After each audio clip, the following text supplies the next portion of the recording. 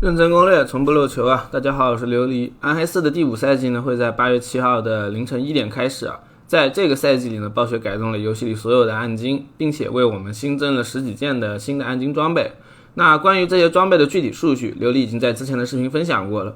我们这期视频就主要聊一聊他们除了随机掉落之外，主要的获取来源。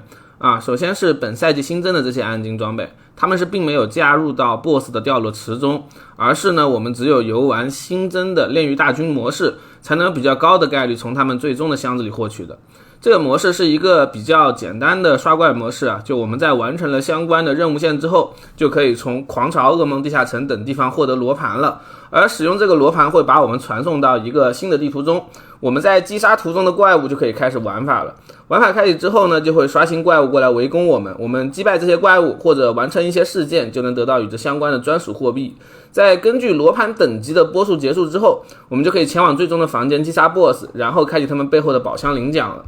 那需要注意的是我们是只有开启60以太的箱子才能概率获取途中这些新暗金的，20以太的箱子呢，给的都是基础的材料。当然想要畅爽速刷的话，一个稳定的网络环境就很重要了。这里呢，琉璃推荐你使用迅游加速器，它呢不仅可以一键下载免费加速战网，还能同时保证你的暗黑4网络顺畅。如果你之前没有用过这个加速器的话，可以在客户端的主页输入口令暗号漏球琉璃，白嫖到3天的加速时长。因为上线 XGP 入坑游戏的新朋友呢，在赛季开始之前早期160个莉莉丝祭坛是很头疼的。迅游加速器还内置了莉莉丝的寻路功能，不仅可以帮你在游戏中查看莉莉丝祭坛的分布还贴心自带了寻路导航，你可以照着它的路线一步到位，点亮所有的莉莉丝祭坛，让之后的开荒更加顺畅。言归正传接下来是目前游戏中的6大 BOSS 的位置、门票和掉落。那需要注意的是，新版本中我们召唤并击杀这些 BOSS 之后是不再需要回城重置地图的，而是呢可以直接重新召唤他们。所以除了前期开荒有材料就打之外呢，其他的时间你最好多攒一些门票，然后一口气打完，拿完 BOSS 收益比较好。首先就是瓦尔森它位于密语之树旁边的地道中，在第5赛季里我们只需要消耗恶意心脏就能召唤出这个 BOSS 与之战斗。恶意心脏主要的掉落来源是呢，我们完成密语之树任务之后大树给我们的宝箱，其次就是在完成了一些密语任务之后随机刷新的精英怪和地精了。瓦尔森的掉落列表如下，在击败了这只 BOSS 之后，我们就有比较高的概率获得它掉落列表中的1件到2件暗金，苦痛级别的瓦尔森会一次掉5件左右。需要注意的是不同职业在它这里掉落的暗金也是不同的，每个职业呢是只能掉落自己职业和通用的暗金，比如法师就只能在它这里得到怒火法杖、无限法衣、A 叔的传家宝、塔拉夏戒指、圣母的拥抱和双燃6件装备。格里高列位于凯巴杜下方的毁罪者大厅，召唤它需要的材料是活体钢铁，这个材料呢主要来自是地狱狂潮期间的宝箱，我们攒够灰烬开启宝箱就能得到活体钢铁了。如果你去选择开那些活体钢铁专属宝箱的话，就能一次得到更多的钢铁了。格里高列的掉落列表如下，如果你是剑与游侠、火焰弹法师或者血毛死灵的话，都可以在它这里得到不错的收益。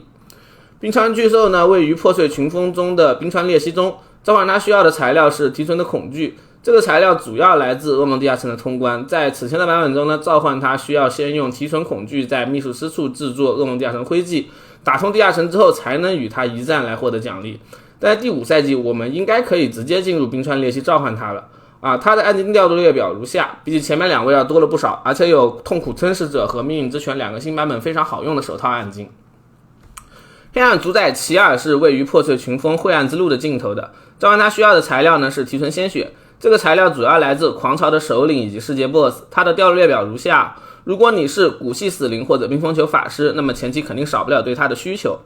以上4个 BOSS 的初始等级都是75级，只要你的玩法成型能够打通难度4，那么就能非常简单的解决它们。而这些 BOSS 同样是会掉落相关的门票的，瓦尔森会掉落粘液覆盖的蛋，格里高列会掉痛苦碎片，冰中巨兽会掉珍殿玩偶，鲜血主宰会掉自杀枷锁。用2个蛋2个碎片可以在吉库尔右边的巨口深坑召唤都瑞尔，用2个玩偶和2个枷锁可以在塔萨拉克传送点的绞肉者之厅召唤安达利尔。这2个 BOSS 的基础等级都是100级，需要你有通关60层左右噩梦地下城的实力，或者是呢能打通10层左右魔猿深坑的实力，才能比较轻松的击败他们。这2个 BOSS 的掉落列表是一样的，除了一些通用的暗金和职业暗金之外，他们还有比较小的概率会掉落稀有暗金，而安达利亚呢会比都瑞尔要稍微难打一些。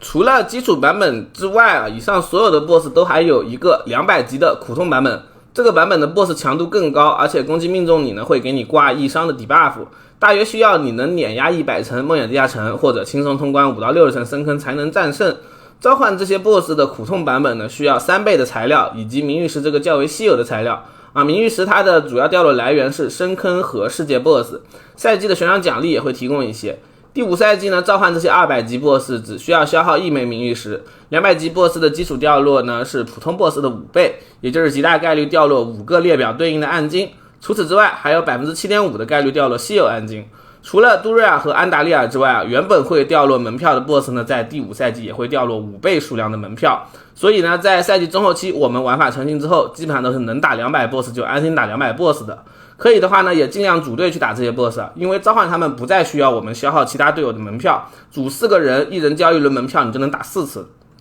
那么以上就是本期视频的全部内容了，希望能帮你在新赛季刷到需求的暗金。我是琉璃，让我们下期视频再见吧。